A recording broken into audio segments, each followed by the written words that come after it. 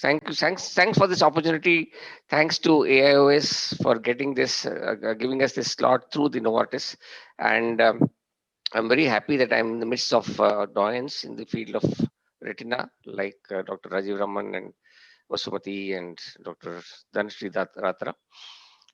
I've been allotted the topic of management of PDR and DME, and I hope I'll do justice to it. Here I go. So PDR is the presence of neovascularization of the optic nerve head or retina, or the presence of preretinal or vitreous hemorrhage or NVI. Any of these three, if present, is PDR. So this slide is already shown about a couple of times by the previous speakers. I will not go into the details except to say that VEGF plays an important role in the pathogenesis of PDR and DME both. According to the ETDRS and DRS guidelines, when you have a picture like this, a proliferative diabetic retinopathy with either a neovascularization or preretinal hemorrhage, which is actually clubbed under the high risk characteristic PDR, immediate treatment with PRP laser is advisable. So this is how we do pan-retinal photocoagulation or PRP. Prior to 2008, this is what we used to do in divided sessions with the single spot laser, starting inferiorly and marking a boundary temporal to the macula, and then go and treat the rest of the retina, following the nasal retina, then the superior retina, and finally coming to the untreated temporal part. And after all this, if there is persistent neovascularization either on the disc or on the in the retina elsewhere, a tightening of the laser was done with treatment of the extreme periphery and also filling up the skip areas. And with that, there used to be resolution of the neovascularization. Today we have the Pascal laser and the multi-spot laser from different companies, and this allows a faster treatment with similar effect and less collateral damage due to the short exposure but high power that is employed in this technology. And this is what we end up with, a beautifully ablated retina, which can be done in one session, but I think a couple of sessions is better to top it up 2 weeks or 1 month later with the second session of the far periphery. So if there's a pre-retinal hemorrhage, which usually we see after about a couple of months, we call the patient after about 2 months after the laser, depending on the condition, of course. It is, this follow-up period is highly variable. So if we have this kind of picture after a good laser treatment, then what we have to do is to employ good glycemic control, do a fill-in PRP to the areas that have been skipped, and then follow up closely. And this is an example of an unstable PDR. Patient has undergone laser elsewhere, and you can see that a large area of the retina has not been lasered. And this extensive skip area has led to subhyaloid hemorrhage, and this is a patient who will need surgery.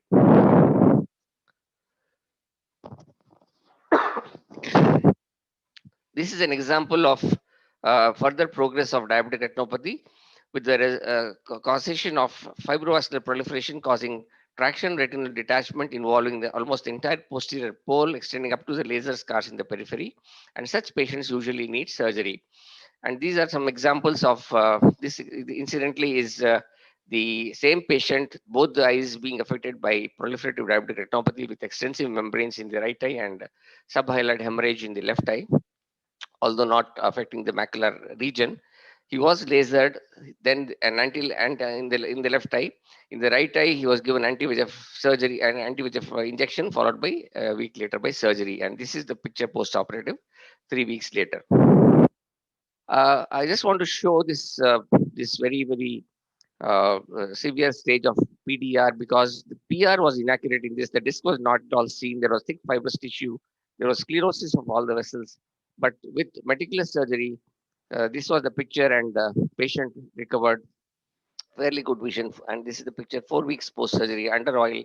The patient has 3/36 vision. So I think it is good to operate on every possible case where there is some visual potential. If there is PL, although the PR may be inaccurate, you must reattach every retinal detachment with some hope of recovering vision because of the advancements in microvascular or microincision vitreous surgery in the present day. Another example of a PDR with a macular hole, severe fibrous tissue proliferation, causing traction, and the traction has resulted in a in a hole also. And this is the post-operative picture. First post-operative day and this 2-week post-operative picture are showing excellent results, and the visual recovery is 3 by 36. This is 1 year later. You can see that there is extreme retinal thinning. I'm sorry, this is of another patient. So there is retinal thinning and drill, and because of which the vision has just recovered up to 1 by 36. Now, coming to complications of laser, we have talked about laser, we have talked about surgery. Laser has its complications, but we have to weigh the risks and benefits. There is field constriction and night vision problem. Patients usually complain of difficulty in driving at night and reading. Transient macular edema immediately following the laser. There is serious retinal and choroidal detachment, sometimes to the extent of causing severe choroidal detachment, anterior rotation of the angle of the antechamber, causing acute angle closure glaucoma as well. But this is extremely rare. If you do it in divided sessions, or if you do it with the Pascal or multi-spot laser, it really doesn't occur. Now, that is what brings us to Protocol S, drcr.net. They found that ranibizumab was non-inferior to laser PRP. The incidence of DME and the severity of DME was reduced in PDR when it was treated with ranibizumab. Eyes treated with ranibizumab were less likely to need vitrectomy, and peripheral field preservation was better with ranibizumab than with PRP. But it was invasive, needed repeated injections, and there was also the risk of infection, which could be disastrous to the patient. And most importantly, the cost. This cost was extremely prohibitive, making this option not non-feasible for all, especially in the Indian scenario. So, but then anti-VEGF does have a place in the management of PDR, even in the Indian context. My own indications for ranibizumab in PDR would be, of course, as a preoperative adjunct in surgery for PDR. This was even before the protocol S was published. When laser is not possible or has been inadequate due to a small pupil, you have a PDR, you're not able to see the peripheral retina and laser the peripheral retina, you can definitely do the injection treatment.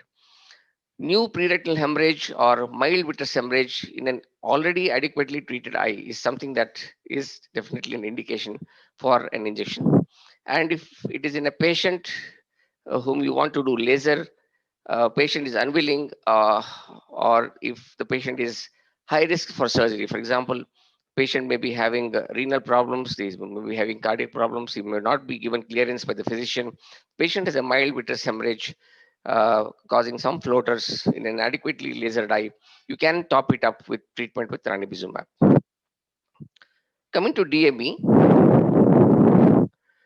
diabetic maculopathy is a broader term, and DME is, I think, a narrower term. DME is any edema within 2 disc diameters from the foveal center, whereas diabetic maculopathy encompasses both DME and the edema caused by traction and the anatomical changes in the macula that occur due to traction. This is my favorite slide, which shows how damage to the capillaries by loss of pericytes can result in leakage from the damaged capillaries and microaneurysms, resulting in swelling of the retina and exudate formation within the intraretinal layers. So this is my algorithm for diabetic macular edema. On an OCT, if you find that it is a tractional, there is a tractional component, then surgery is the answer, and we already covered this part. But for example, this is the traction component which of a diabetic macular edema which warrants surgery. If it is non-tractional, then you have the focal and diffuse type, and in the focal you have the center involving and non-center involving. And if it is non-center involving, laser is an option, although less and less people are doing laser. I also restrict myself to laser, that too with the subthreshold micropulse laser, for patients who are fed up with taking injections, although it doesn't really work very well in my hands. And of course, we have pharmacotherapy for all others. So we have covered laser and surgery. So what we're left with is pharmacotherapy with either anti-VEGF agents, which have been there since 2006, and steroids, which have been there since 2014. Uh, but it is not just VEGF. Retinal disease has multifactorial pathophysiology. There is in any retinal disease there is a component of vascular leakage, neovascularization, and inflammation as well. And we can see that even in diabetic macular edema, there is a substantial component of inflammation. In today's armamentarium, we have ranibizumab, we have bevacizumab, aflibercept, the VEGF trap, and dexamethasone intravitreal implantation, which can be used effectively in the treatment of diabetic macular edema. Let us see some examples. So this is an example of a 50-year-old male, diabetic since 6 years, loss of vision since 2 months, and both eyes severe NPDR with diabetic macular edema, with vision grossly reduced in the left eye to just 1/60. So this is the picture of the OCT. You can see that both eyes ranibizumab was given to this patient with cystoid spaces. Give me a minute. I will just try to minimize my taskbar, which is blocking the view. Okay.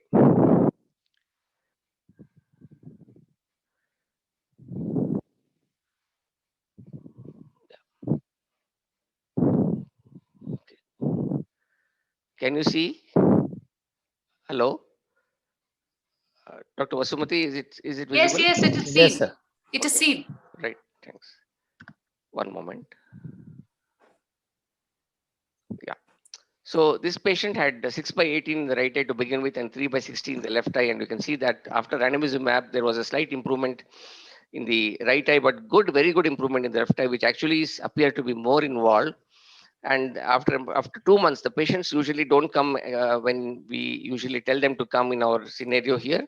So the patient came after 2 months, and in both eyes, ranibizumab was repeated, and you can see that at 6 weeks later, that this also was not at 4 weeks, but at 6 weeks. And at 6 weeks, there was an improvement in the vision from 612 to 69 in the right eye, in spite of the OCT remaining the same. But you can see that in the left eye, the foveal center was normal on the previous visit, also normal in the next visit, but there was slight recurrence of cystoid macular edema, but the vision had improved. Vision had improved from 618 to 69. So there is visual improvement. And if you can see from the first and second IR image, you can see that there's a lot of exudation here. And in the Dr. third, Guru Prasad, we are not, your slides are not moving, not moving. or is it only in my screen? One moment. It is not moving. Not moving. Okay, just give me It has gone Just on to make the it. first No, slide. you Okay. just make it full screen. Yeah. one moment. Let me go And to go back to that slide, please. yeah, one moment.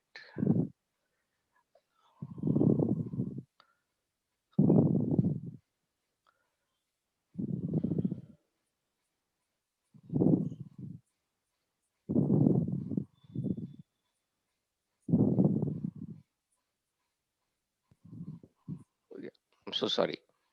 Yeah, Yes, you can see You now. yes, make it yes, full yes. screen, sir. Yeah, one moment. Slideshow.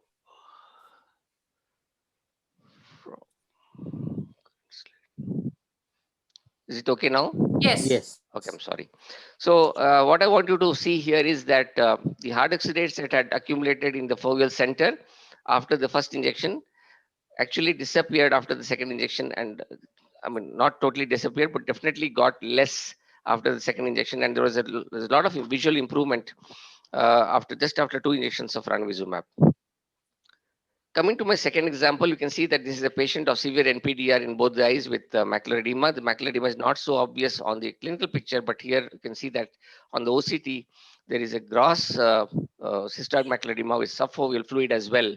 This patient, we thought that we'll go by the protocol T and give aflibercept to this patient, and it was given to both the eyes. And you can see that within a month, when the patient came back for follow-up, the patient's vision had improved from 660 to 612 in the right eye, and 636 and 618 from 636 in the left eye.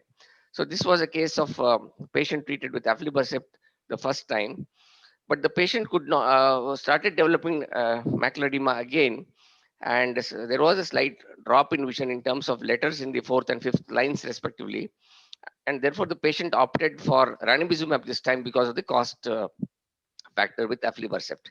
And the patient came back only 2 months later with persisting macular edema. And you can see that the macular edema has actually increased on the OCT as well. And at this point of time, DEX implant was given to both the eyes. And this is the picture 6 weeks after DEX implantation. You can see that from 612 there is improvement to 6.9 and 6.9 in the left eye as well. So one must consider patient compliance and also the initial visual acuity. This is just the lesson that we learned from this particular patient, or what we should be doing as a result of the outcome of this particular patient, that I must say is that this we must consider patient compliance and also the initial visual acuity when we're treating with pharmacotherapy. But that is not the end of the story. This patient came back only 6 months later because of COVID fever, and there was lockdown. She was staying about 400 kilometers away, and post unlock she came, and at this point of time there was florid NVI in both the eyes. So patient vision had dropped to 2/60 in the right eye and 6/36 only in the left eye. We had a couple of teleconsultations, but I think that has limitations, and we cannot depend much on teleconsultation. And the questions I wanted to be answered in this particular patient was: should DEX be avoided in severe NPDR because of the possibility of the VEGF being not controlled well, and could that have caused the NVI? And does anti-VEGF also cause more ischemia, and could that have resulted in can that result in NVI? These are the two questions probably we can take up in the discussion. And did this NVI have anything to do with COVID fever? So this is something that we have been listening to in the last couple of days during this All India Ophthalmic Conference in various halls where diabetic retinopathy is being discussed. COVID and NVI is something that we can discuss. Another patient with severe hard exudates at the accumulation of hard exudates perifoveally in the left eye, and mild diabetic macular edema in the right eye with corresponding vision. You can see that. And this is the OCT picture. All I want you to see here is that the final visual acuity is good from 618 and 660 to 612 and 636 over a period of 1.5 years. So I'm not going to the details of this story, but this patient had repeated injections, although not at the time when we told him to take, but he was coming, though not regularly. He was coming and taking the injections, and the final visual acuity was good. So I think persisting with the treatment helps. And you can see here in the right hand side, the hard exudates that were there in the beginning had resolved after 1.5 years. So this is a case of a rare case of hard exudates being totally resolved, almost gone here in the bottom right slide here. So how do we manage recalcitrant non-responding macular edema? We know that we have already gone through this, the OCT biomarkers. I think I'll not repeat it. It's enough to say that hyperreflective spots, drill, EZ, disruption, and subretinal fluid are all subfoveal fluid are all indicators of inflammatory drive, and therefore might do better with steroids. And ultra wide field angiography in DME is something that we would like to definitely discuss at this point of time. Then the ischemic index is more than 45%. This incidentally is a study done by our own Indian origin Americans, Ravi Patel and Sinu Hariprasad, who said that more than 45% ischemic index, meaning the area of the retina which is ischemic in the periphery, if that is ablated with a targeted retinal photocoagulation or a TRP instead of a PRP, that can result in stoppage of the ischemic drive and the cytokine release and the VEGF drive, and ultimately reduce retinal vascular leakage and diabetic macular edema in recalcitrant cases. One interesting study that I came across is the quantitative approach to predict differential effects of anti-VEGF treatment on diffuse and focal leakage in patients with DME. And they found that by semi-automated segmentation on FFA, that leakage outside 117 microns from the microaneurysm was considered as diffuse edema, and that within 117 microns was considered as focal edema. And they found that anti-VEGF treatment resulted in preferential reduction of diffuse edema and not so much reduction of focal edema.